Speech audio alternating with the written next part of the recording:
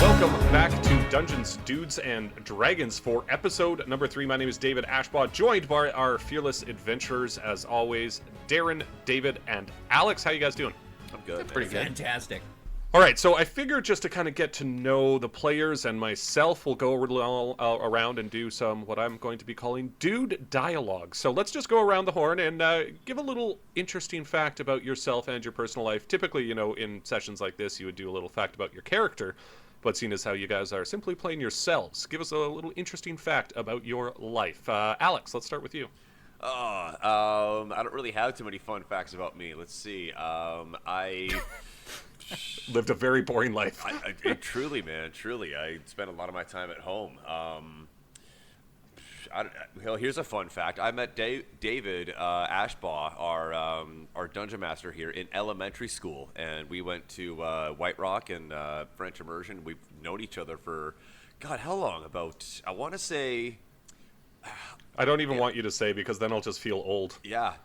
But we met in elementary school, and we actually went to the same elementary school and radio school, and we even got our first. Really? I got my first radio job at a job that Dave was working at. So he's been a really big part of my life for a very long time. I guess it'd be a good fun fact about me. Yeah, and I really BCIT represent. Yeah. Woo! Yeah. Represent. Not like those Alberta Institute of Technology people. Man, what pieces of shit. Yeah, right. Those SAIT guys. I know. What a bunch of betas. Listen. What a bunch of betas. Yeah, SAIT is the prestigious school. All others are garbage. Yeah. Isn't there one in Ontario or something that claims to be like the best broadcast school in the country? And I think they shuttered. I think they closed down. Yes. That's what happens to the best. Assert the So dominance. I guess they I feel were. like that's very in line for radio, though. Yeah, absolutely. Yeah, they flipped formats to law. All right, well, let's go to the only non-broadcaster by trade, David. Oh, Give us no. a little interesting tidbit about yourself. Tidbit. I mean, maybe I'll just kind of go along the lines of what Alex did there and kind of share a fond memory of one of my first interactions with Darren here back in the day.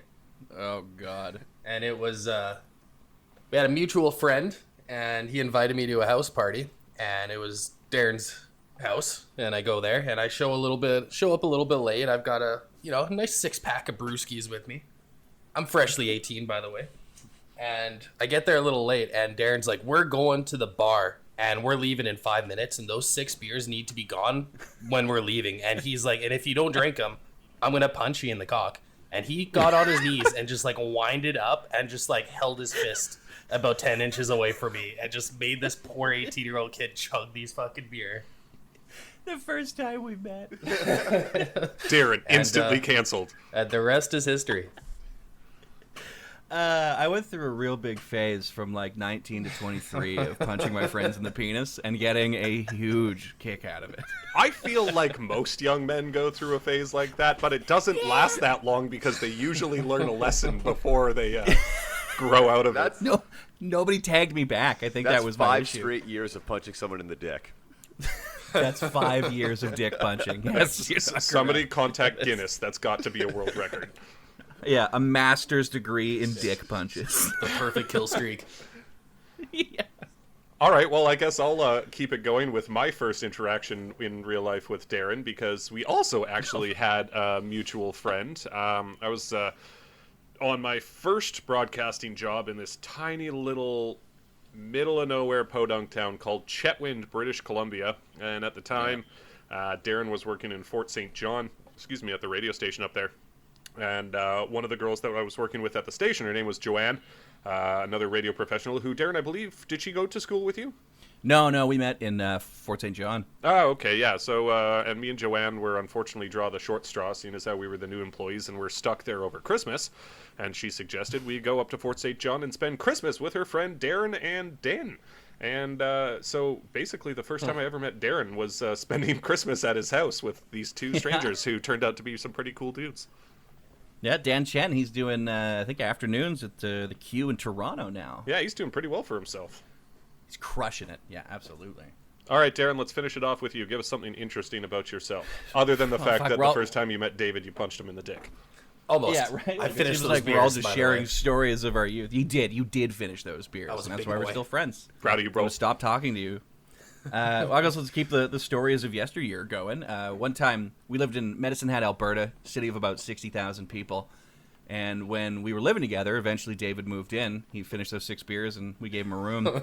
And we wanted to get out of town, go do some partying in a new city. So we headed off for the bright, bouncing lights of Lethbridge, Alberta, which is about Ooh, the 70 big minutes city. from Medicine Hat. Yeah, it's essentially the exact same city as Medicine Hat, but windier.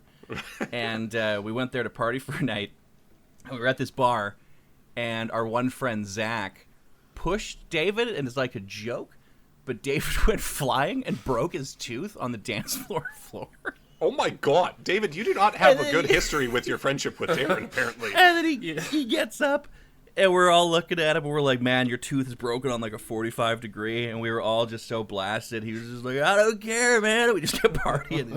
Is it still chipped? Do you still have that broken tooth? Oh, it's still chipped. It's just not as sharp anymore because the years have kind of filed it down a little bit. The erosion has made it kind of level with the rest of Was them it there. like your front buck tooth or like off to the side? Which front one? Yeah. front Yeah. top tooth. front Did you get it? incisor? Did you get it like filled in or anything, or did you just carry on? Nah. Just life went on. Yeah, he put his electrician money towards a PC setup instead of a tooth. Who needs teeth? As you do. As you do. Of And course, to be you fair, gotta have priorities. That time, it wasn't a push from him. It was me drinking a beer bottle and catching his elbow on the side of the mosh pit. Oh, is that what it was? Yeah, I I caught thought his you got elbow to pushed the beer. down. What kind of bar has a mosh pit? What kind of are you bar guys doesn't doing have in a mosh Alberta? pit? We might have. I think was that the Glass Cloud? Yeah, it was concert? Glass Cloud, Veil of Maya, and someone else. Yeah, we got fucked up that night. I just remember partying, sitting on some stranger's washing machine at 3:00 in the morning. I feel like we all that's have a weird memories memory. of beating each other up now. Good stuff. I don't think me and Alex ever beat each other up. We lived together for quite some time. We got really good at Rocket League doubles, though. That's a point of pride for me and Alex. There we go. Are you kidding me? All these years later, we find our other two. David and I were like, without irony, like talking to each other like we were going to make it to the RLCS one day. Be like, if we just keep putting in the time, man, we keep going. We're not bad. We might be able to be up there with some of these We greats. just need a third. We recruit every one of our friends one by one, and each one of them would put in an hour, and they're like, "This is dumb," and they never play this again. He's like, I'm like 32 at the time, being like, yeah, man, we're gonna make my dream and make it to the Rocket League champions. Hundreds Yeah, of me and hours. Alex played on Xbox, so we never quite figured out how to do aerials, but we did make it to, I think, Champion 1. Yep. Have you Kissed guys ever, champion once as well. No. You guys got to And get then on do that aerial YouTube training. and actually check out some of those Rocket League leagues. And man, these guys are insane. Like some of the stuff I remember watching, I remember thinking like legitimately, oh yeah, if I get good enough, I could I could probably make a couple of tournaments and whatever. Then I actually watched it on YouTube and I go, nope, not happening. Yeah. Yeah. Yeah, exactly. Yeah, they're flying upside down while juggling the ball off their wheels and spinning from end to end on the map. And I'm just like, nah, I could fly like straight up and hit I'm it still down really towards good the at, net. That's about it. And You sometimes guys go remember- upside down I'm and really hit good the at ball missing the down, ball. but that's it. Yep. Yeah. Oh, yeah, fantastic. It, like, missing it by, like, I always did the thing where I'd rocket boost dodge the last second out of the way of the ball, and it would just go in the net. I'm Classic. Like, fuck. Man, do you guys remember when this was a D&D podcast? Those were good times. All right. Yeah, welcome to Rocket League's Dudes and Dragons. Well, now I have to come up with some sort of mechanic for a Dungeons and Dragons Rocket League. You understand that my has God. to happen A now. steampunk, like, event with rocket cars. Yeah, that's campaign 2. Nice. Yeah, I'm totally down. Anyways, let's get to it.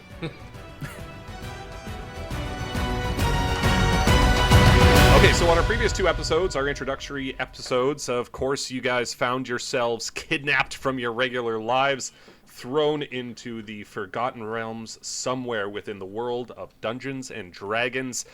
You fought a trio of goblins. You met a nice Nova Scotian friend who helped you out. Got you guys out of that dungeon. He was able to provide you with your backpacks, which came with some very valuable items that have some abilities within this world. You guys snuck out of the dungeon and into the forest, where you encountered a couple of scouts, which you dispatched without much effort. You encountered a very creepy Riddler and a bridge that you did manage to figure out, but not before Darren got slapped really hard in the face by him after answering a riddle wrong. Wasn't his name Sex Offender? I believe I've been trying. I've been trying to come up with a name for him, and I think it's going to be like Sexten O Fender. Oh God, He's a bit Irish. Good. An Irish sex offender. And then Chuck helped you guys through the forest, and then brought you to this little clearing where there was a quaint little cabin. He went inside and brought out his, well, I guess you could probably call him his employer, who then introduced himself to you as Gaudreau Guillemot, also known as Good Guy. Mm-hmm. And that is where we will pick up now. What would you guys like to do? So are we in the hut? No, you were picking up right. He's Gaudreau is standing up on the patio. Chuck is next to him, and you guys are standing just below the staircase leading into the hut. And they're beckoning us to come in? Well, you see the cabin. It's a quaint-looking cabin with a wraparound porch, smoking chimney, and it's in this beautiful little clearing. And yes, he beckons you inside. Would you like to follow him inside? Yes. Could I maybe do a little quick perception check or something to see if anything, stands out that would give me the heebie-jeebies? Yeah, sure. Roll me a perception. And, make sure we're calling out our rolls this episode. Okay, perception. 11 or 14 with my +3. As far as you can tell, there is nothing that should be of concern to you. Nothing that stands out as far as maybe there's a trap waiting for you. It all seems on the level. And so Gaudreau turns, and Chuck follows him inside, and he leaves the door open. I'm happy to follow. Yeah, I'll come with. Why not? Alex? Yep, I'm going to follow in, yeah. All right, As so long you as climb. there's not another sex offender in there, I should be all right. Yeah, I swear to God, if we come across another sex offender. All of a sudden, he jumps out of the court. No, I'm just kidding. So you climb the stairs of the cabin, and as you enter the open door, you see what looks like, a pretty traditional kind of fantasy alchemist's lab. But it also looks fairly cozy in there, and you see a living area. You see bubbling vats of liquids. You see a rocking chair flanked by a couple of bookshelves in the corner. There's a nice fireplace going on the far end of the cabin. You see scrolls laid out on tables, maps, manuscripts, things that look like cookbooks. Basically, a cacophony of anything you would expect to find in a wizard's house. You also see a large sleeping area. There's one very large bed and a few other beds that look like they've been freshly prepared, almost as if the person living there was expecting company. So everybody make me a perception roll.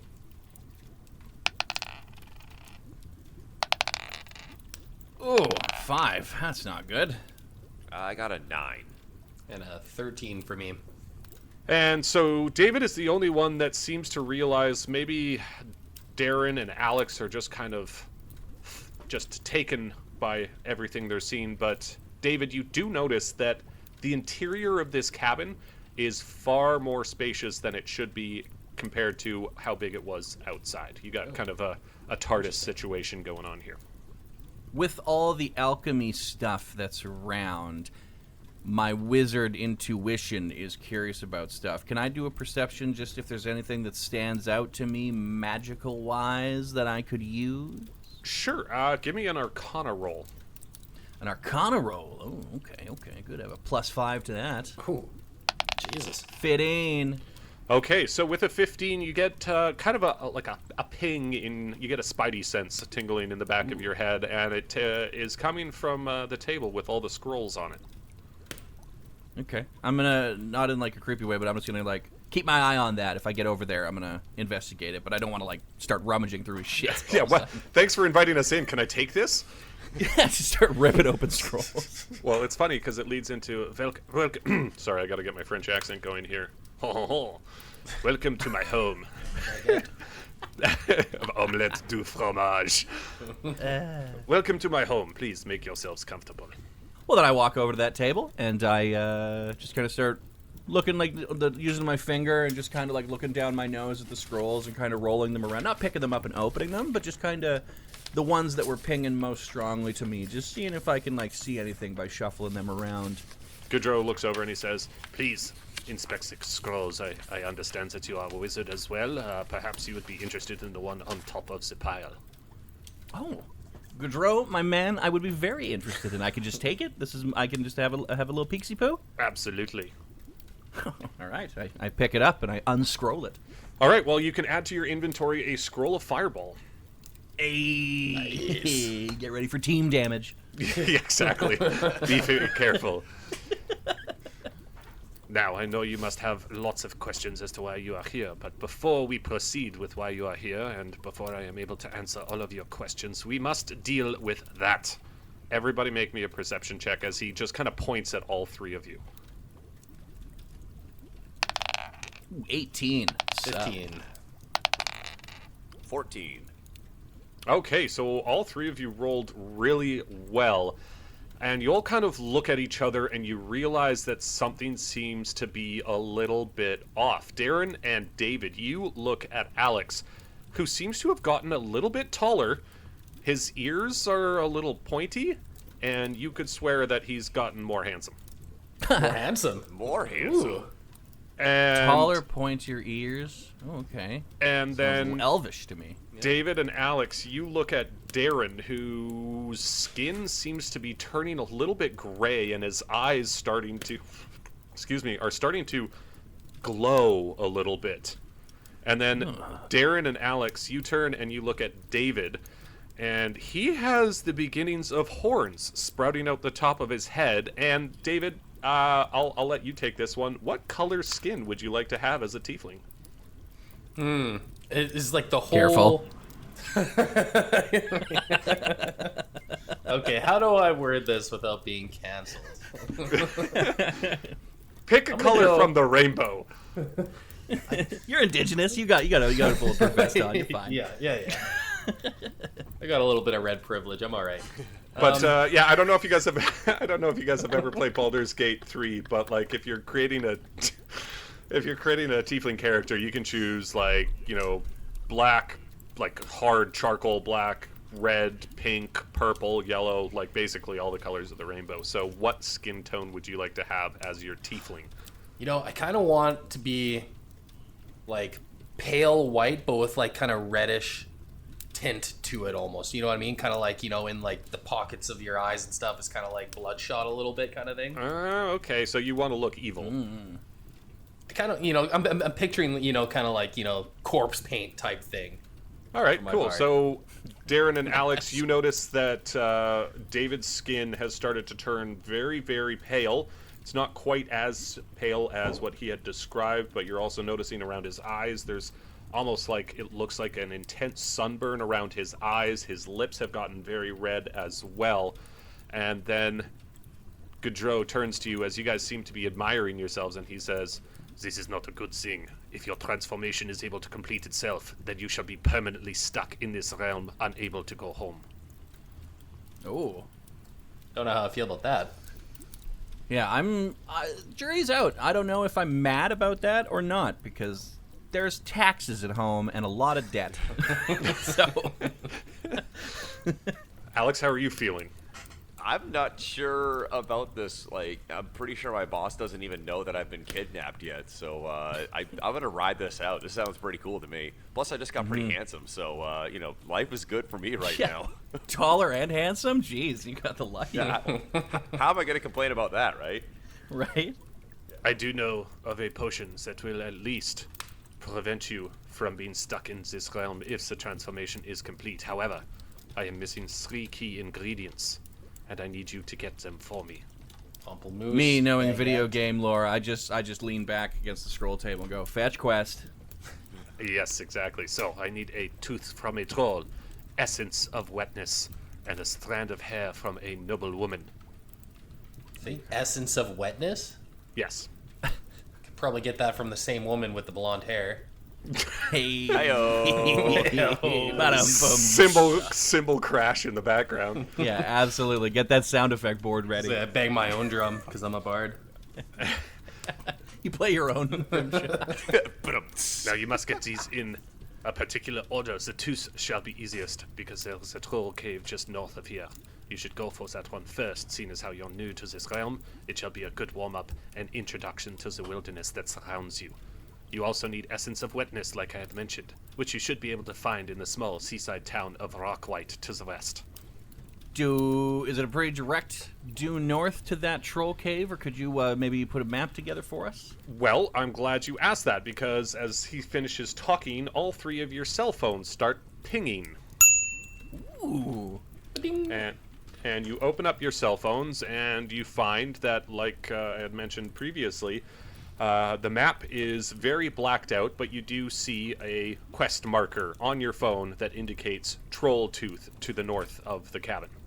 Convenient. Sick. This is going to make that fetch quest a little easier. That's right. Now we don't have to run in the dark here. We can actually find where we're going. Exactly. And he also says to you, one word of advice: when traveling to the Troll Cave, you will come to a fork in the road. Make sure to take the right path. Now, you should be on your way, and you should make haste. Wait, Right. when you say take the right path, do you mean literally the right path, or like morally the right path? The right, the path on the right. Okay. Okay. I wanted to make sure we get that established before we take that one. Just before you are about to leave the cabin, Chuck stops you and says, "Oh, boys, don't go without these. You know, I'm gonna be going on my own little adventure, so I'm not gonna be able to help you for the next leg of this journey. But I got some things that'll make your trip a little more comfortable, don't you know?" And so you each receive a bedroll, a small blanket, and a pillow, a 50-foot length of rope, which each have grappling hooks on the end, and a flint and tinder. I know a couple of you do have the lighters, but flint and tinder can also be used to start a fire. Rope, grappling hook, bedroll, flint, tinder, and what was the other one? Small blanket and a pillow.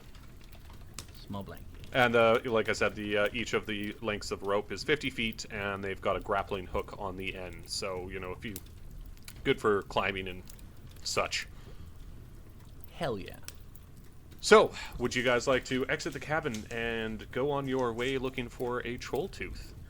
Yeah, let's go fuck up a troll. I'm gonna give mess Chuck a this boy small up. hug and thank him for what he did for us.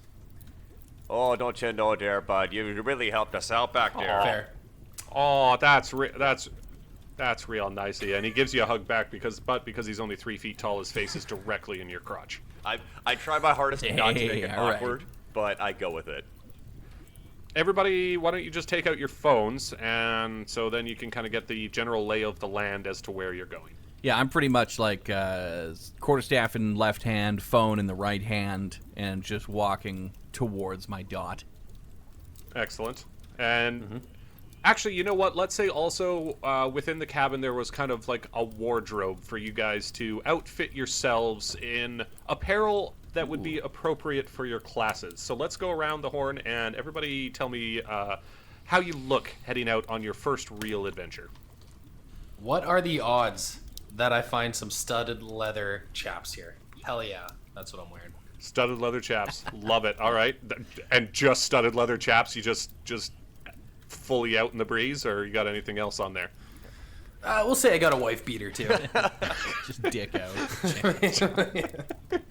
Ass out, dick out, studded leather chaps, Yeah. and a wife beater. Ready to go fuck up a troll. Yeah, you'd fit right in at Chip and Dale's. Yeah. Where's the Troll and Judas Dale. Priest concert? All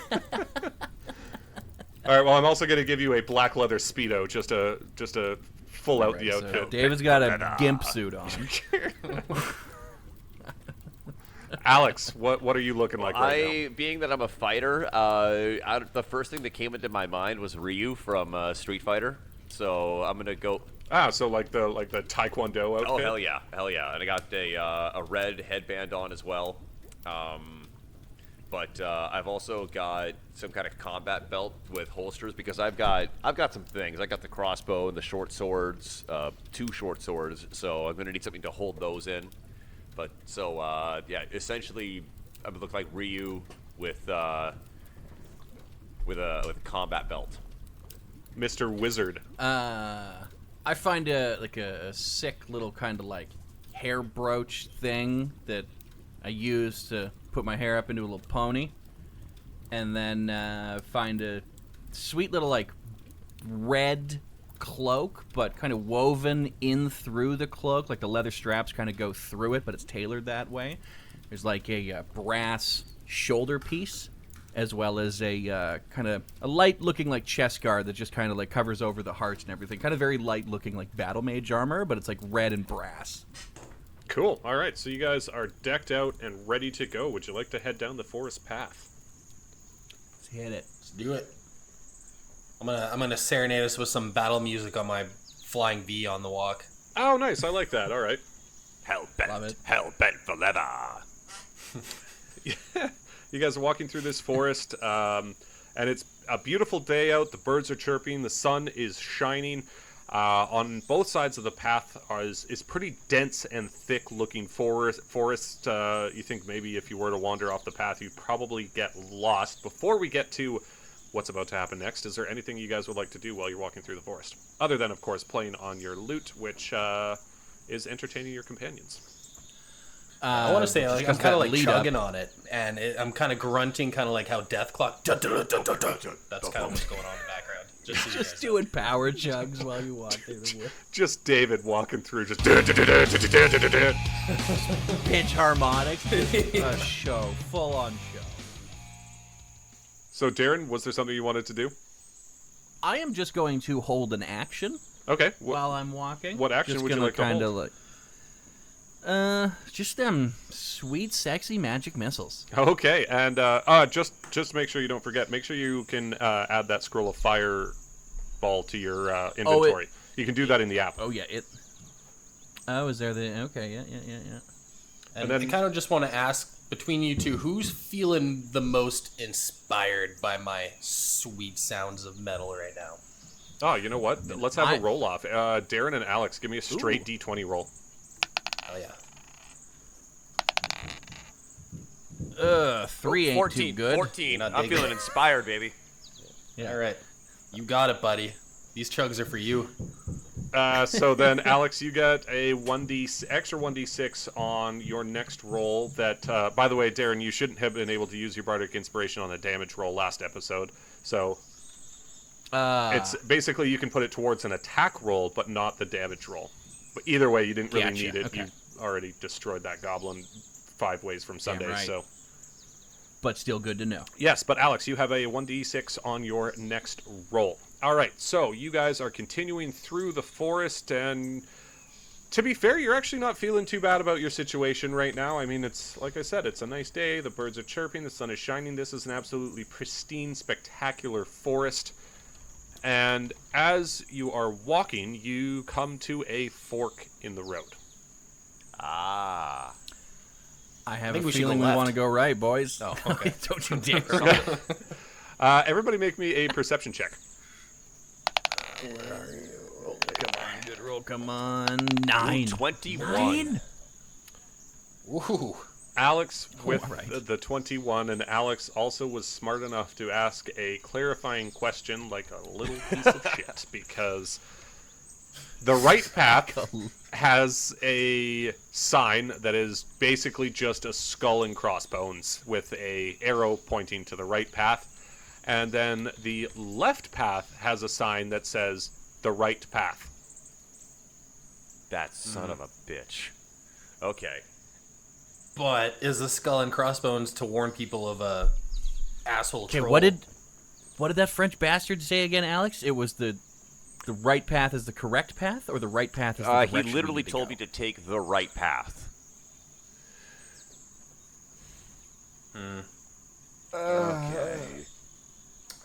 Okay. Is there some type of intuition roll that I could maybe do? Alex, make me a history roll. History check. Okay.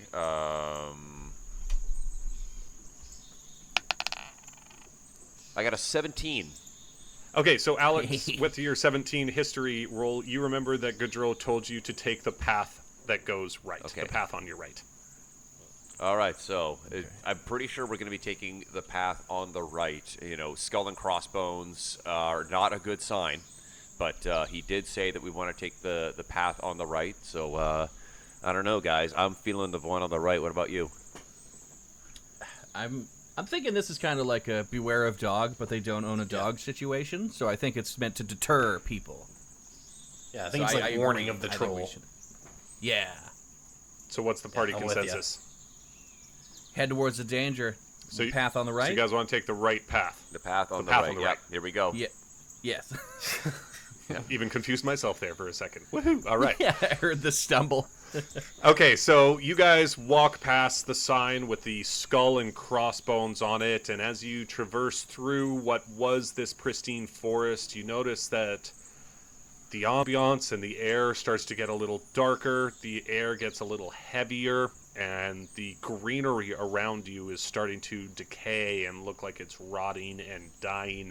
And you come upon a large green bubbling pool that blocks the path towards a very large cave entrance. What's I rummage around my bag and pull out my grappling hook, and I survey the area if there's anywhere I can grapple onto for a little swing in action. Sure, make me a perception check. Fuck these rolls. 12. So you don't really see anything that you might be able to hook onto or, swing across the pond. However, you do have two other teammates, so David and Alex both make me a perception check. Ooh, I'm looking at an 11. 14. Oh, okay. Saved by David. Hey. So, David, Good you job. look up, and directly above this green bubbling pool, about halfway between you and the troll cave, is a very large branch hanging over that you assume maybe you could try and hook the grappling hook around and then, kind of George of the Jungle it over the pool and get to the entrance of the cave. All right. Is that an acrobatics or an athletics? You know what? Let's do an athletics to hook it, and then we'll do an acrobatics for each of your swing. Okay. Ooh, all right. Who's going first here? I guess me, since I seen it, I Yes. guess. All right, athletics. Ooh, not great. 7. Okay, so you swing and you throw, and you completely miss hooking the grappling hook onto the branch. Cool. I'm laughing at David. I'm like, nice try, little buddy. But let Papa Darren show you how things are done. And I start really cockily swinging my grappling hook around in a circle. Yeah, you've already got it, ready, expecting him to fail. You're already behind him, swinging it around. Yeah. Like, I walked up like a real piece of shit after he missed. All right, Darren, roll me athletics. Don't mess it. I have a 0 to athletics, so I Me should too. maybe talk so strong coming up, but we'll see. 16? Okay, so with a 16, not only do you manage to hook the branch with the grappling hook, it wraps around real fast and gets a nice bite into that branch. And Darren, make me a strength check. Another thing I have 0 towards. Let's see. Come on, Daddy. 13. So you give the rope a tug and, trying to test it out to see how well it will hold. And as far as you can tell, this will hold if you'd like to kind of get a running start and swing across. Before I do, I'm just kind of after it latches, and I give it those couple of strength tugs just to make sure it's secure. I just slowly turn my head towards David. Oh, no. I shoot him a little purse lip kiss and a wink. Just to David, I really really drive give it a home little the fact. pat. Give it a little pat and look at me like, that ain't going nowhere. Oh yeah, that ain't budging. Meanwhile, Alex is just in the back laughing at both of you. Yeah. So I'm athletics gonna now, walk or over acrobatics? to. Sorry, what was that, Alex? I'm gonna walk over to David and go. It's okay, man. It's okay. So I just want to condescending. redeem myself. Sad bard noises. Just do a little sad chord on my guitar. Starts playing Hey There, Delilah. Mad World by Gary Jules. All right. For that one. Acrobatics check. Yeah, give me an extra acrobatics to get check and describe how you want to swing across.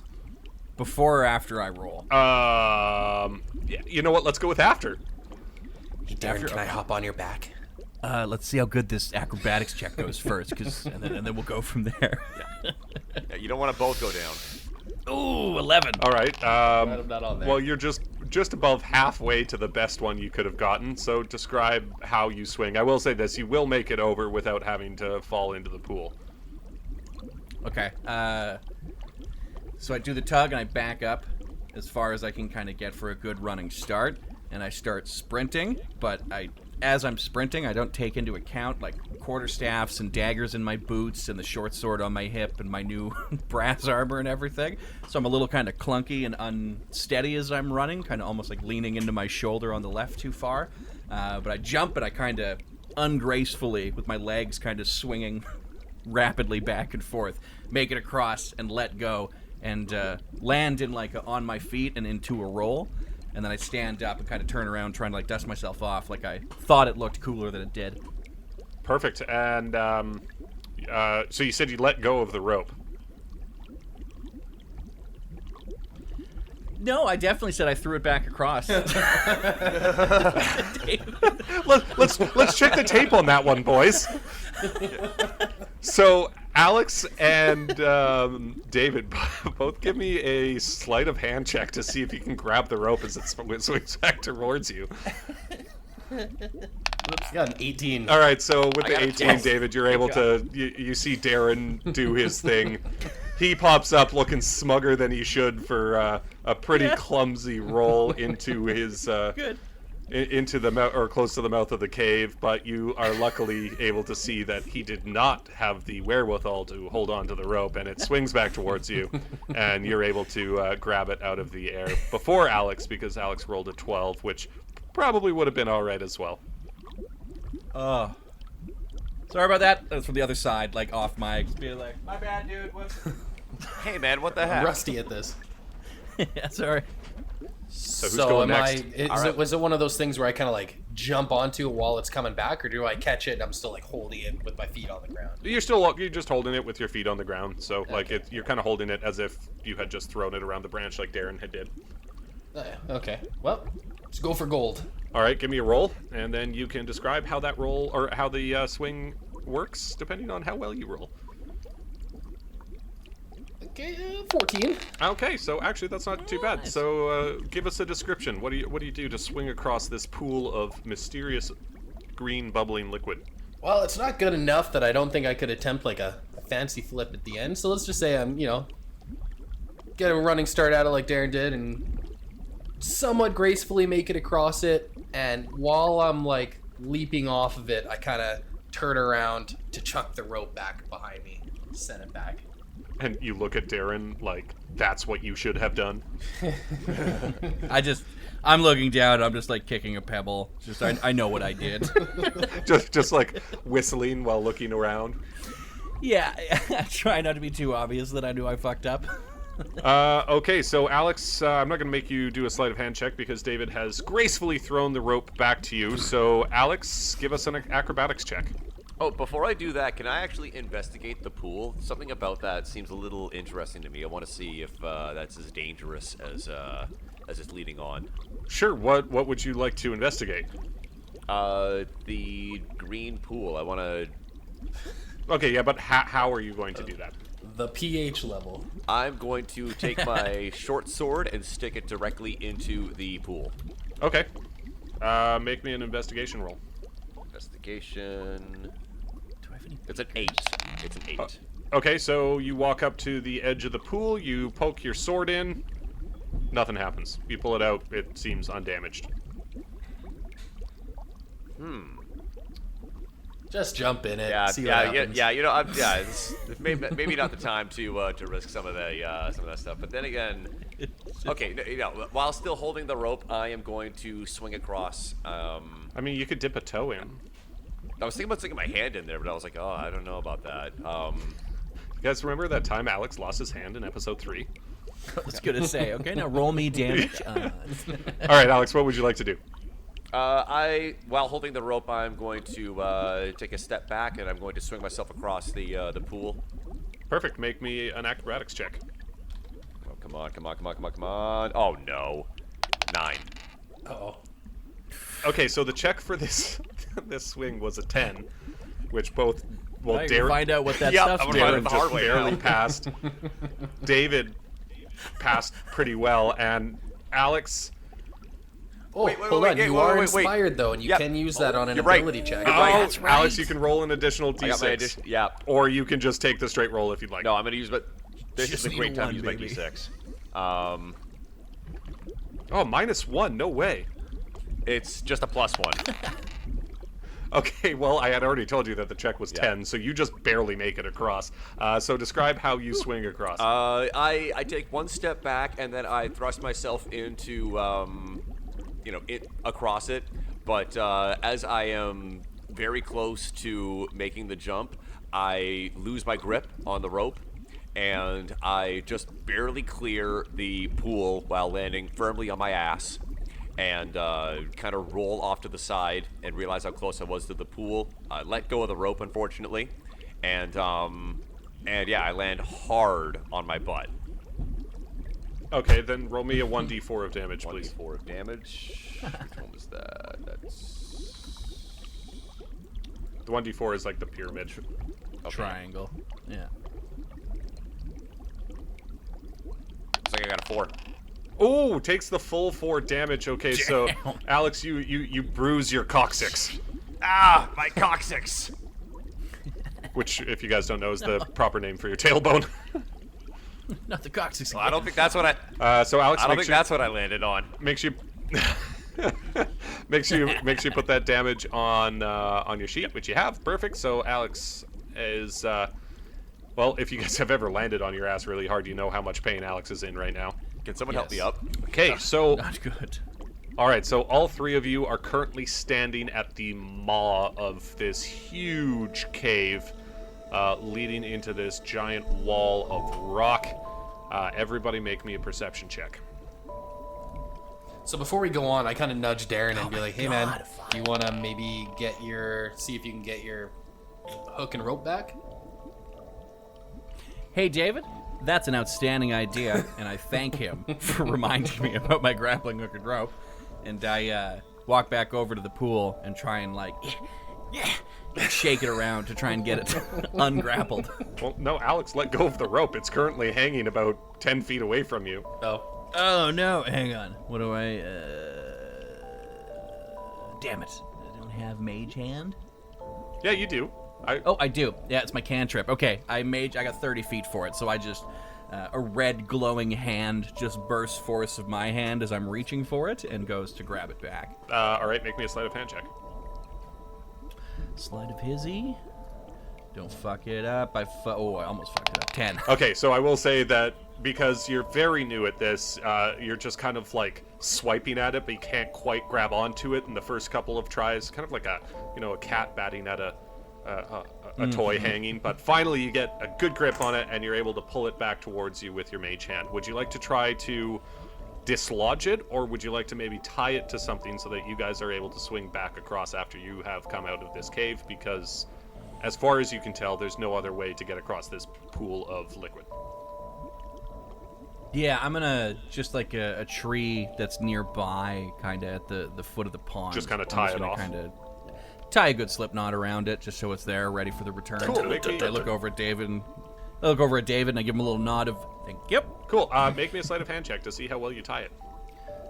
Oh god, these are not my forte, there, boys. my ears rang when he said Slipknot, so I'm slowly 6. playing Wait and Bleed in the background. It's outstanding. So Darren doesn't really tie it. He just kind of wraps it around a tree lackadaisically, and who knows? Maybe it'll be there when you get back. Hopefully I'm better with that mage hand by the time we get back. Okay, so Darren, you rolled a 5 on your perception check previously. Alex and David both rolled me a perception as well, please. I got a 14. Ooh, not bad. For 20, perceiving. not natural though. Okay, so both of you, and especially David with that unnatural 20, can see bones scattered around the entrance of this cave. Dried blood splatters the walls, but you also see that just on the inside of the entrance of this cave is a very large bearskin rug covering wall to wall to the entrance of this cave. Guys, I think we're in the troll cave. It's smart enough to know how to decorate. Yeah, I didn't know that they did that. No, so that makes me think. Are trolls technically goblin? Do they speak the same tongue? No, there are two separate races in D&D. Fuck. Well, whatever it is, it's also big enough to kill a bear. I'm gonna. It's also very true. Yeah, good idea. Yeah. And not only just a bear, a very large bear. The mouth of this cave is about 20 feet wide, and the bear skin spans the basically So- wall to wall. I have dark vision, so I kind of want to sneak over to the entrance and like just peek in. Okay. Just to see How far into if I could see. how far into the entrance would you like to go? I don't really want to go into the entrance. I just want to go up to the bearskin curtain and kind of like pull it aside just a little bit, like I'm opening a door just a crack, just to like look in. Just point of clarification, it's bearskin rug, so it's lying down on the floor. Oh, I thought it was like draped across the mouth of the cave. No, it's like it's actually like, you know, kind of like a welcome mat, but a giant bearskin rug. Okay. Yeah. Then I do not do that. And I don't know, like I want to recon before I go in. There's a part of me that thinks that this troll is somewhat sentient. Might not be like a murderous, blood-soaked machine, seeing as he has the wherewithal to like put down a rug. So I don't know. What do you guys think? Do you want to go in rock hard, ready to Oh kill? yeah. Oh god, yeah. I am rock hard right now. Let's go. Yeah. I guess you are a fighter. All you want to do is kill. Yeah, Alex is consumed with bloodlust. He's just standing by that pond, masturbating, ready to Silently. Oh. Yeah, silent, just quietly. Thinking about that dwarf's head by your crotch. Excuse me, I'm a halfling, thank you very much. Oh, that East Islander, God, he gets me going. Alright, so how do you proceed? Do you guys have dark vision, or is it just me? I think Anybody I have dark see? vision. I don't think I have dark vision. Oh, I do have Should dark be in vision. Okay, we all do? Okay. Shades of Grey. Alex, I believe you should as a half-elf. I think all of you should have I'm pretty sure I have dark vision, yeah. I want to hang back from the marching order just a bit, just because I'm squishy, and I don't want to be the first one to get involved with something. Okay, but, well, seeing as how you do all have dark vision up to 60 feet, why don't you guys make me another perception check, please, as you're peering into this cave? Ugh, these have been shit. But not anymore, Oh, I got a 18. 7. Was it perception you said? Yeah. I'm not seeing anything. I got a 7. At a crit fail. Okay, so neither nice. Alex nor David, you don't really see anything inside this cave. It's basically just dark vision. For whatever reason, your dark vision is failing you at the moment. However, Darren, with your 18, you peer into this cave, and what you see kind of, well, it confuses you. The cave is filled with all manner of homely items. They're troll-sized, of course. You see a nice dining table with chairs that are far too tall for you. Carved out fireplace that's as tall and deep as your average walk-in closet. It's as wide as it is deep as well, so it's a fairly big fireplace. It's got a small oven in it. You see that animal furs line the floor wall to wall so that it's comfortable to walk on. There are paintings hanging on the wall that look like a family of trolls. Oh my god, it's Shrek's house. You see a large pantry with hanging meat, large loaves of bread, and wheels of cheese. And the meat I see hanging, is it humanoid in nature? Like, is this like a blood spattered kind of place, or is it clean and it's like just normalish looking big? the way I have it in my notes is you're basically looking at the troll version of Bag End. Bilbo's house from The Hobbit. Guys, I don't know if this is a fearsome troll like Goodrow was telling us. I don't know. But even if it's a nice troll, what are the chances it's just going to give us a tooth, you know? I mean, I can be pretty deceptive and also persuasive. Do you see a bathroom? Yeah, 'cause Do I see a bathroom? You see a large wooden door within the cave. You have no idea what is behind that wooden door. It just bursts open. Somebody once told me. Donkey! I don't know. I don't want to go in this too hot. I feel like this might be something we can talk to. The getting of the tooth might be difficult, but I don't know, man. There's like riches in here that I'd be curious. Maybe we to could go. sleight of hand a tooth from it somehow? Maybe he has, a rotten tooth he needs pulled or something. We can, Wait. scratch and bags.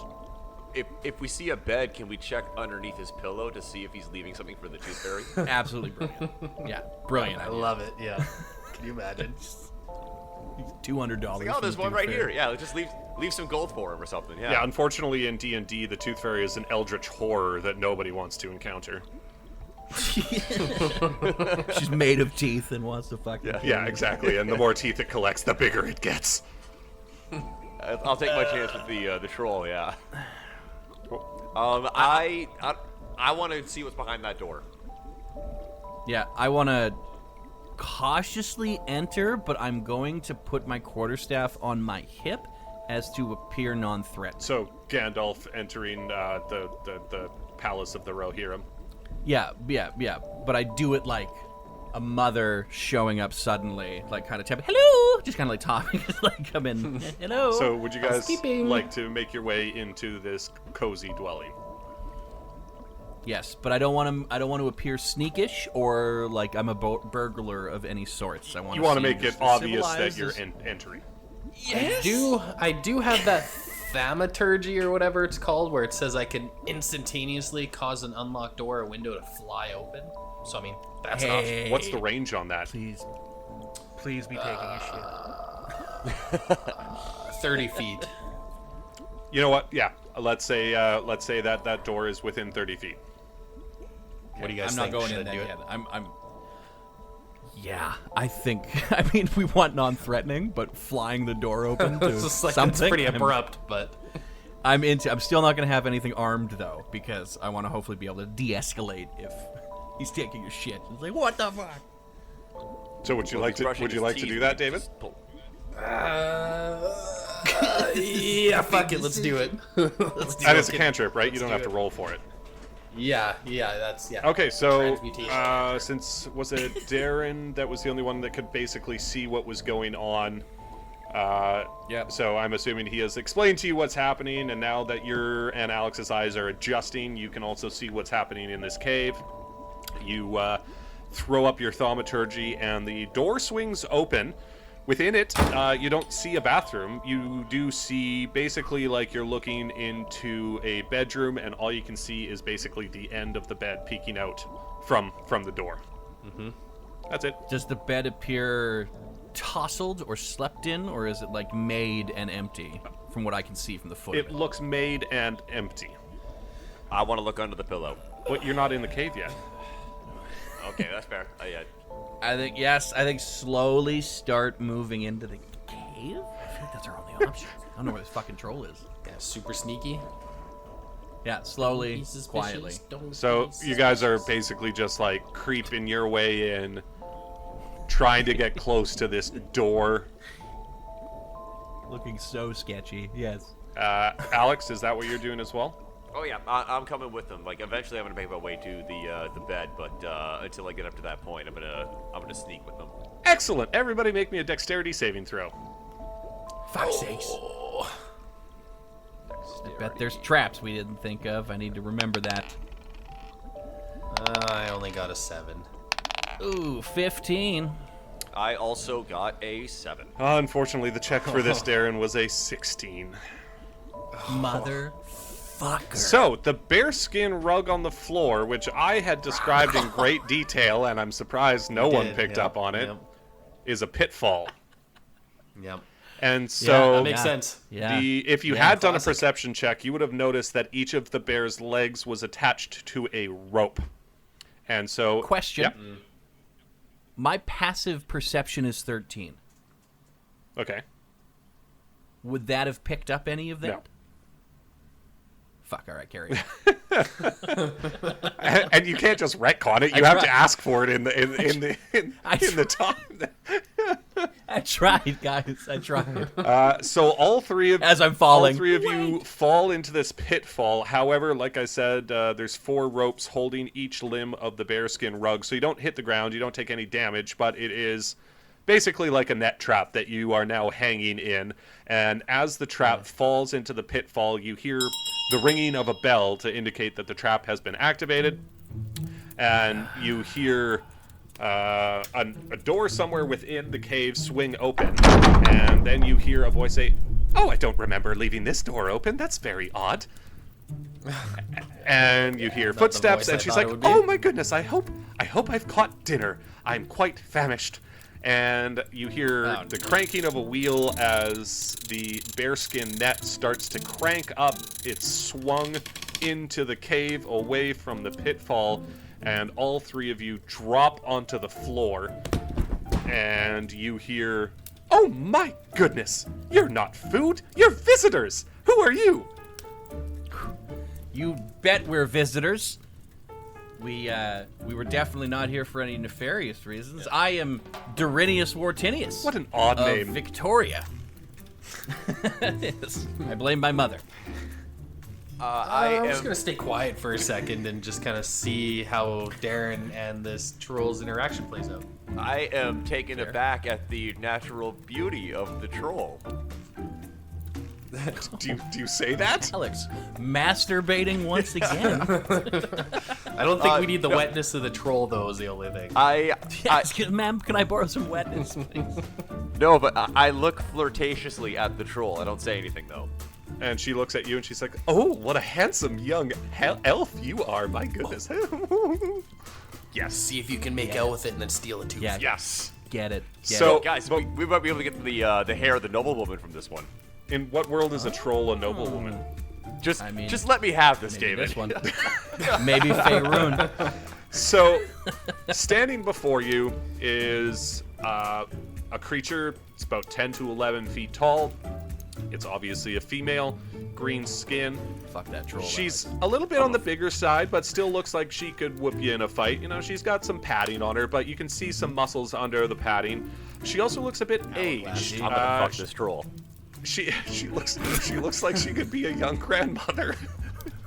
Roll a performance check. Let's see how well you fuck this troll. She has she has long brownish hair, but it's kind of, salt and pepper. There's some white in there. It's done Not up very in a well. bun. And she's wearing a large cooking apron that's currently covered in sauces and flour. And like I had previously mentioned, you look around and it is a very homely, very cozy looking cave. Not at all what you had expected when Gaudreau told you you needed to take a tooth from a troll. Proceed. Ma'am, I must say, you have quite a beautiful dwelling here tucked away in this cave. Well done, it's gorgeous. Well, thank you. I'd like to keep it nice and tidy in case I have visitors like you three. Yes, because that's what we are. We are definitely visitors. And I do apologize for the trap, but you must understand that I get some animals wandering in here from time to time, and it's unfortunate when they fall into the trap, but it also provides me with a steady source of food. Oh, trust me, girl. You just caught an animal. Fair. Oh, this one's playful. Yes, he is. Oh, this kitty's got claws. I love it. Can I play some seductive music in the background, try to set the mood for these two lovebirds? A little Baker Street. Sure. And as you play that, she Let's get said, it on. and as you play that, she says, my goodness, where are my manners? My name is Dorella. And Dorinius, I have met you already. The other two, what are your names, fine gentlemen? I am Devad Notabe. Ah, Devad. Noble name indeed. My name is Alex, but you can call thank me you. anytime. I don't quite understand that joke, but hello, Alex. Is there a Mr. Dorella? Oh, unfortunately, my dear husband, Doran, he passed away a number of years ago. My children are all grown and starting families of their own. I am but a lonely widow in my humble abode. I nudge Alex in the ribs, and I kind of whisper, I'm just like, not going to be lonely for long. am I?" Hi-oh. But please, gentlemen, please, come join me. I was just baking a cake. Please sit at my table. I shall feed you and give you some beverages if you would like. She wants to give Can you her cake, I- man. Yeah, can I do just like a little inciting about, is this actual niceties, or is this like... You want to see if she's about to Hansel and Gretel you? Yeah, is this, literally handsome? Yes. Make me an insight check. Fucking terrible, 5. As far as you know, it's all above the level. She just wants to feed you. I'm the dumbest wizard in the world. So what would you guys All right, like to I do? make- She is beckoning you to sit at her table, and because it is a troll-sized table, she's also putting some furs on the chairs so that you guys, kind of like a booster seat, so that you guys are able to sit properly at the table. Can I kind just of like because of the- scan the room and kind of just see what our exit situation looks like how there would be a way out of here? You know what I mean? Like, Sure. Make me kinda get a it. perception check. not great though. 10. With a 10, basically you can see that the entrance you came into is the only realistic exit strategy at the moment. However, you also notice that the fireplace, which is currently going, is not pumping smoke into this cave. So you suspect there has to be a chimney within there somewhere as well. Okay. Okay. Alex, is there anything you would like to do other than trying to fuck this troll? We'll lick the cake very I steadily. mean, Oh man. I feel like it's probably a good time. Like, there's something that's too good about this. Yeah, I think I'm gonna try and do a perception check on the food. So would you guys go basically, or so you guys sat at the table and have been presented with food? Before I get into the chair, I want to investigate it. The bear trap has me thinking that like clamps are going to close shut on my wrist when I sit in one of these things. All right. Well then, I'm paranoid. all three of you make me a perception check, and if somebody rolls well enough, I'll tell you everything there is to know. I'll tell you just how terrible you're about to experience. 14. Ooh, Wow, 22, my three. guys. I am Okay. I got my mind somewhere else clearly with a 3 perception check right now. Yeah. He's just looking at that thick troll ass right now. Yeah. For whatever reason, all of Alex's blood has rushed from his brain. I don't know what's going on He's there. pale as Yeah. David. But Darren, with your 22 perception check, as far as you can tell, the food is food, the drink is drink, the chairs are just regular chairs, and with a good perception check like that, you can basically tell that this is a lonely old pensioner that just wants company. So there's just nothing. Okay, I'm thinking this to myself, but thinking that we might be able to coax this old bitch out of some teeth. And She's got her teeth on the side of her fucking bed if she's that old. You know what I mean? Like, they're Dude, probably or the not in husband, there. the dead husband. Maybe I don't know. Maybe trolls keep teeth. And as you think that to yourself, she sits down at the table, and she looks at all three of you, and she says, "My gentlemen, what kind of drinks would you like? I've got some very strong liquor, some beer, some That ale, one. and I've also got a nice vintage of wine. Which one would you prefer?" Oh, I'd love a rosé if you have. "Ah, I don't know what that is, but a glass of wine shall suffice." it. Lovely. And she puts down a very large glass of wine in front of you, like a liter of wine in front of you. Yeah. And for you, Mr. Alex, what would you I'm like? weighing my options here. The strong liquor sounds like it's pretty appropriate for what I'm going for right now. But you know, I don't have. I've got a pretty weak stomach, so I think I'm gonna go with. Yeah, you know what? No, you only live once. I'm gonna go with the strong liquor. That's a good boy, big strong boy. Excellent. I shall pour you a very strong glass Make of that liquor. 2. I'm going to be his wingman here. Excellent too. Coming right up, and she puts in front of you a little bit. All three of us are. A li- Hey man, I really saw her should've- first. I really should have seen this coming. We just start fighting. So she, fuck me. Me first, me first. So she puts two much smaller glasses in front of you, David, and you, Alex, compared to the glass of wine she gave to Darren. And she says, "Don't worry, boys. There's much more where that came from, but you don't want to go too crazy. So, why are you here?" We are on a.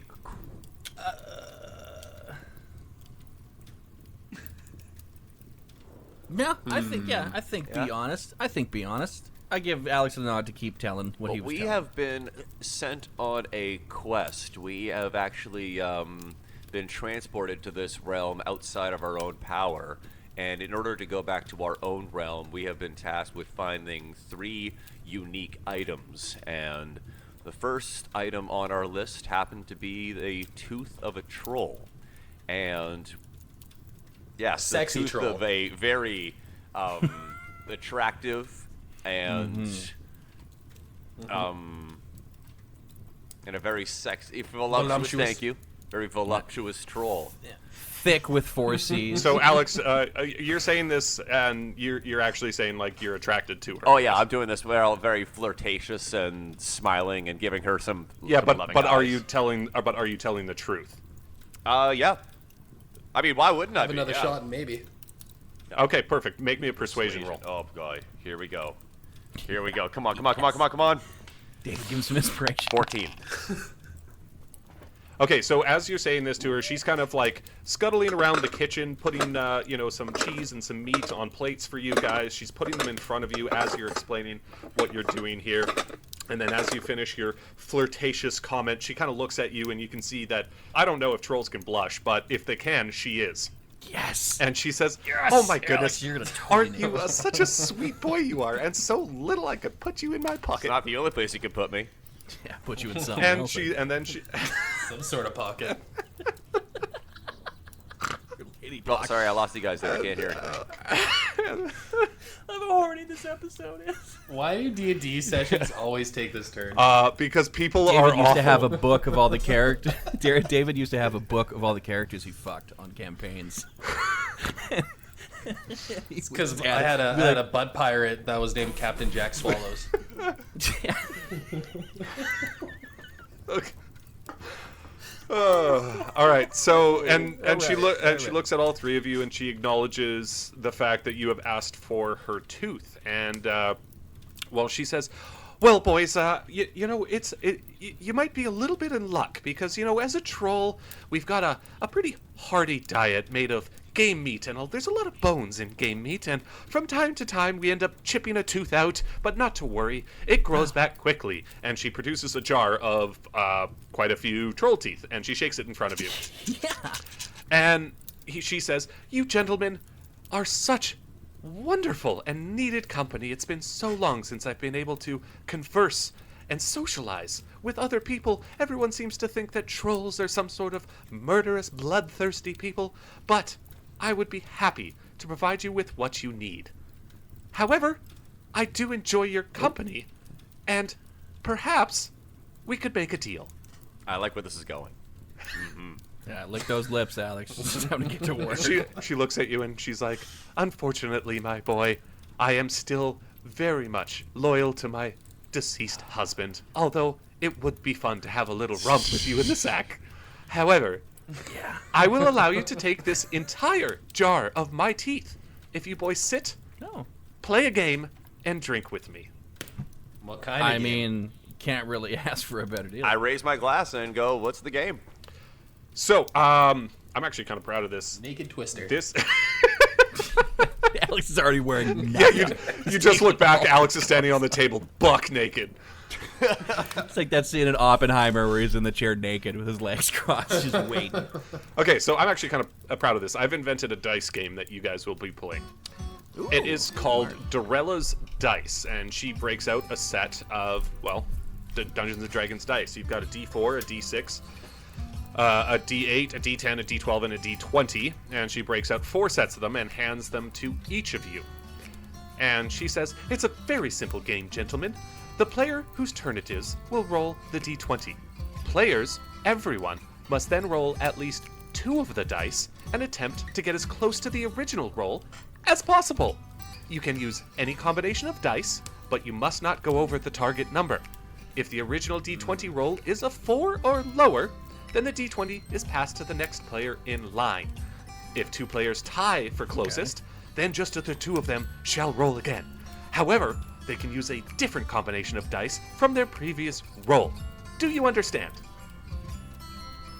Yeah. Kind of. So you guys get it? Yeah. Okay.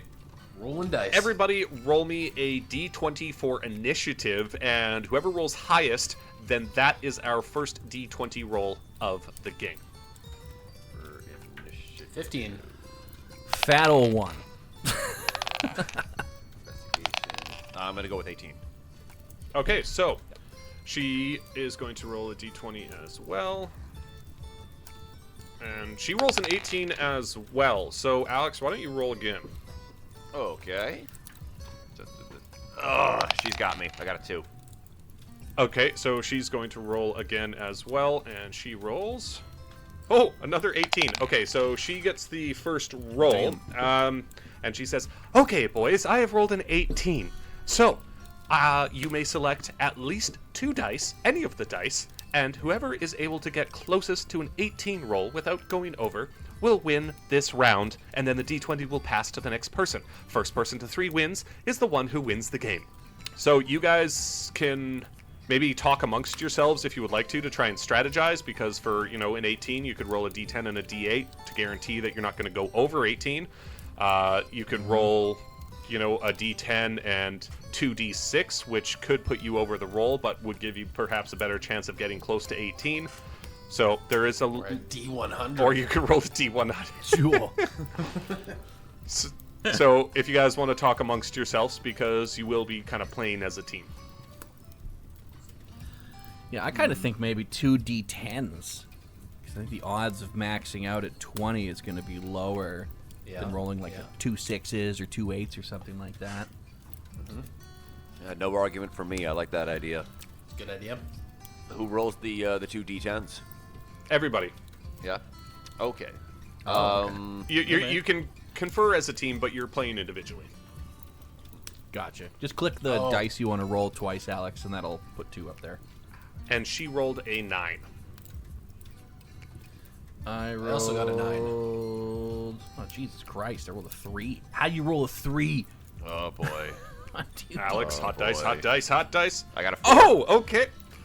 Oh, Mr. Devad, it looks like you and me have tied our rolls, so we shall roll again, just the 2 of us. However, like I said, you can choose a different...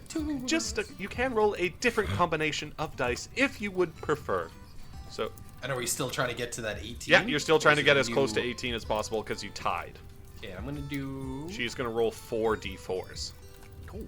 And she rolls a 10. Come on, no tab. Oh, what a wonderful roll! 15. Devad, you have won the first round. Good Nice. for you, and so the d20 shall pass to you, my dear. And so, David, roll me a d20, and you have 1 in the win column. All right, and I take a shot of my booze she gave me, and I roll this d20. 14. 14. Okay, boys, so first, or closest to 14, is going to win this round. And remember, you must roll at least 2 dice. I'm going to go 3 d6s. She is going to roll 2 d8s. And she rolls a 10. 14. 11. I think I'm gonna go with the d6 as well. 2 and... Alex, you can just select, you can select Another multiple 2. dice before you roll. Yeah. Oh, but okay. Oh, that would have been helpful. Darren, she looks at you and is like, Dorinius, my goodness, you rolled exactly what you needed to get. That means you get 2 points towards winning. What? Oh! Nice. Oh, eat shit, loser. Oh, I do not appreciate language in my household, young man. Oh, I'm terribly sorry. It's okay, you can Terribly get sorry. caught up in the excitement of the game. I understand. Boy, I tell you, this 4-gallon pail of wine you gave me, going straight to my door. Just as I intended. Oh. And she says, okay, Darren, since you were the winner, you get the next D20 roll. Let's roll the dice. Here we go, boys. A 3. Oh, unfortunately, that is less 9. than 4, so the dice will now Shit. pass to Sir Alex. Alex, give us a D20 roll, if you would. I would love to, Dorella. I'm gonna roll an 18. Condemned for sin. Another 18. I always like high rolls. It adds some variety to things. Oh, by the way, we haven't encountered it, but this woman's name is Dorella, but her last name is Drizzledrop. Oh, okay. Yeah, I bet somebody wants to drizzle some drops on old Dorella. Am I right, Alex? I give Darren a high five. Dropping fannies. Yeah. Oh, you boys are fun.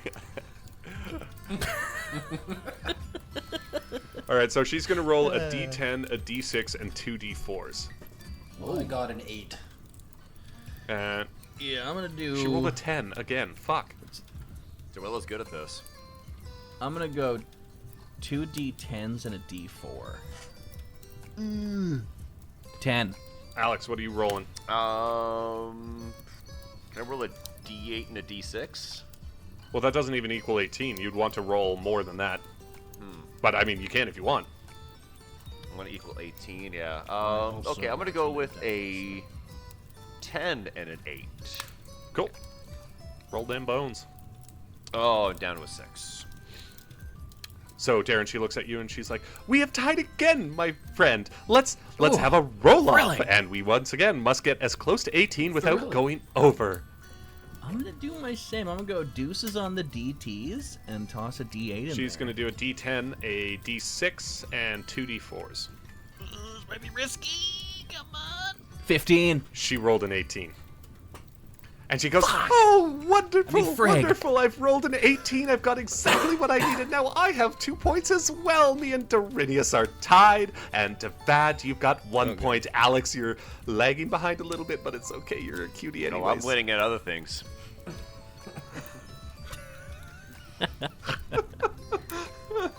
Alex, that dry humor of yours, just keep it going. Loving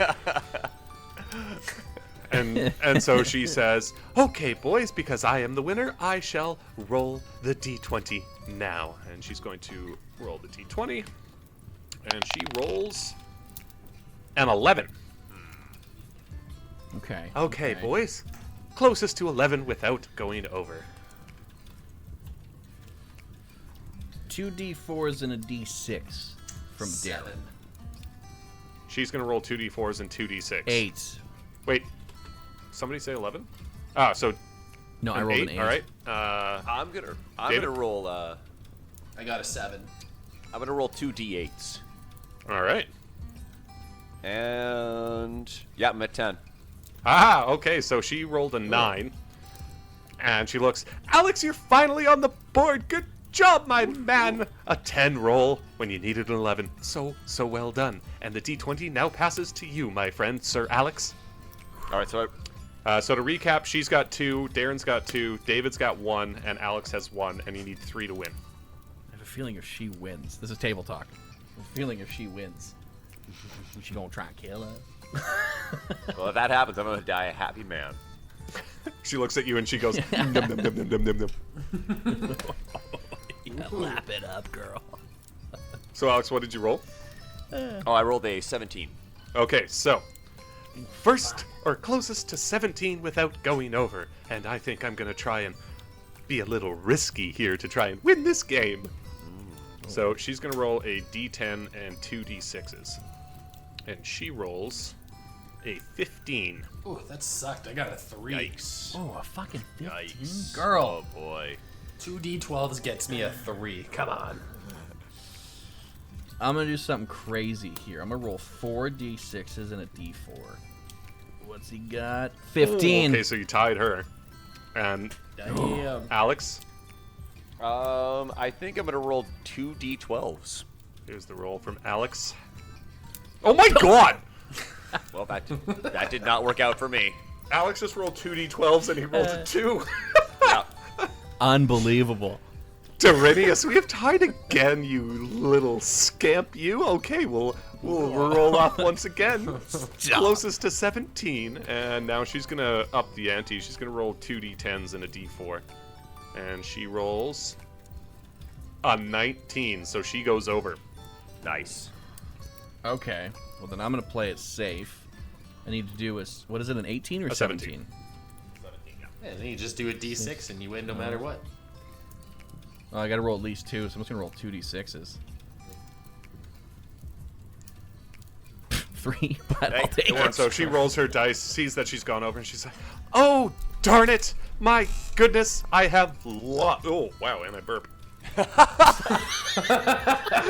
Fits the character of the troll. Lean I'm into so it. sorry. I've had a little bit to drink, and it comes up from time to time. But Dorinius is our victor. Congratulations. Go get it. Yeah. I just start pounding that jar of wine. All right, so Darren, to determine how many teeth are in this jar that she hands over to you, I want you to roll me a d12.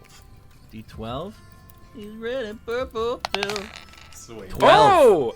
Wow. So she pulls the jar out and she's like, Come on. "Gentlemen, this has been such a lovely visit, and I am more than happy to part with these teeth. And as I'm sure you now know, they can be used in multiple potion spells. Us trolls have magical teeth, and then she winks at Alex. Bet you do. Yeah, nice. And so she shakes it, this jar in front of you. It's not a glass jar because, it's medieval times. They don't have glass. It's kind of like a clay jar. And she hands it to you, Darren. Yeah, thank you, Dorilla. What a fun game. And as I slip it into my backpack. And you can add custom things to your backpack as well on your character sheet. So Yes, make sure you sir. put that on there because, could be used as a trading item later in the game. Troll teeth. And so she looks at you, all three of you, finishes her large glass of liquor and says, "Would you boys care for one for the road?" Absolutely. Yep, I'm gonna 100%. But I'll take a bigger cup than you gave me before. I'm gonna decline. I'm gonna try and be the sober, responsible one here. But Oh, well, you don't have to. You don't have to drink it right now, my friend. And she produces 3 large bottles, 1-liter bottles that are corked. And she gives a strong liquor one to David. She gives a strong liquor one to Alex, and Darren. She gives you an especially large corked bottle, a 3-liter bottle of wine. Yeah. And so you don't have to drink it right now, but you guys will have some beverages in your backpack for the future. I'm going to I'm going liter to create a contact in my phone for Dorella, and I'm going to slide my phone over to her. Give me them digits, She girl. she looks at it and she's like, Mike, Can I get my your number? goodness, it's some sort of illuminated brick. I don't know what I am supposed to do with this. Well, you gotta, if you ever want to hit me up, and you ever forget about that dead husband of yours, and wanna have a good time, just slide me the digits Oh, of you your are so illuminated sweet, brick. but I shall never forget about my beloved Doran. He was such a sweet man. Dead husband. Oh, Dorella, I had such a fun time with you. I just wanted to know if we could keep this going. Well, if there is anything you ever need help with, you can talk to Gaudreau. He is a dear friend of mine, and I'm surprised Could use a hand. he had not told you about my traps or my disposition of peaceful friendliness, but Gaudreau shall be our way of communicating in the future. Oh, I'll be having words with Gaudreau. Yeah, absolutely. Tell me when I can Yeah. get it drained. And Sick.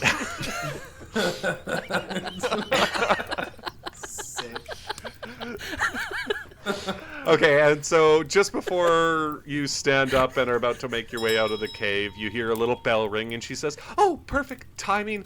The pie is done. I shall send you on your way with each a piece of pie." And she takes the pie out of the oven. It's freshly cooked. It smells What kind of amazing. And she looks at you and she says, "Oh, it's a very warm, moist pie." Oh, And she boy. cuts you each a slice, wraps it up in a little napkin, and hands it to you. And metagame-wise, this slice of pie will grant you a +2 to any stat of your choosing for 1 hour, but can only be used once.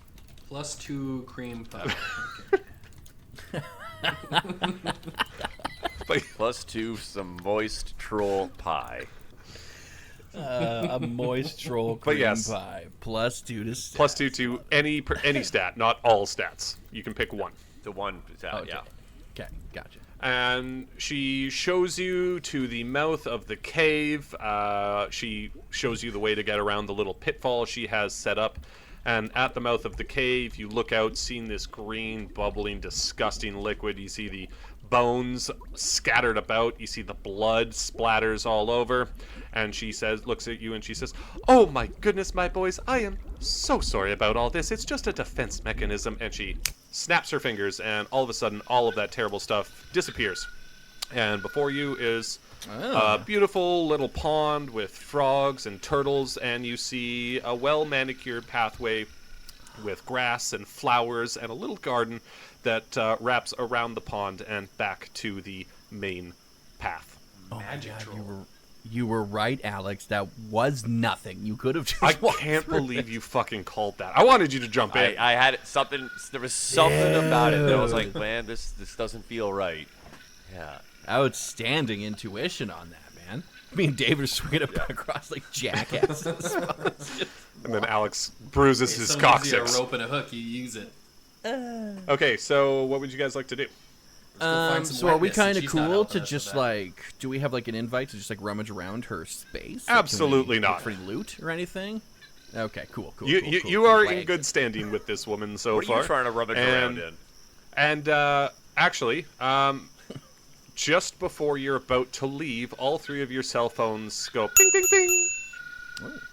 Telemarketers, damn it. So, How'd they so do you find pull, me here? pull it out? Check my cell phone.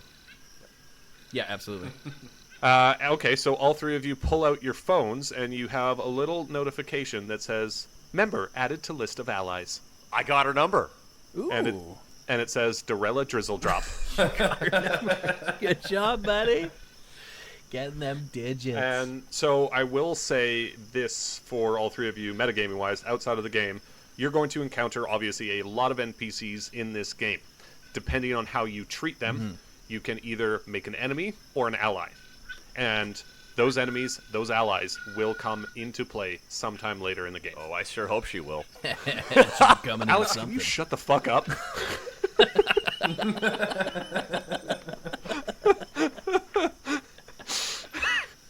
You know what? All of you. You know what? No. Podcast canceled. We're done. You kidding me? This is gonna be the one I that know, goes right? viral. If any of them. His light robe isn't Nope. covering much right now. No, absolutely. We'll flap You it in pitching the the breeze. tent down there? You're just happy to see me. Noticeable bulge in my taekwondo gi. It's fully engorged. Yeah. So, as you guys make your way around this pond, you look back and Dorella says, "Good luck, boys, and I hope to see you soon."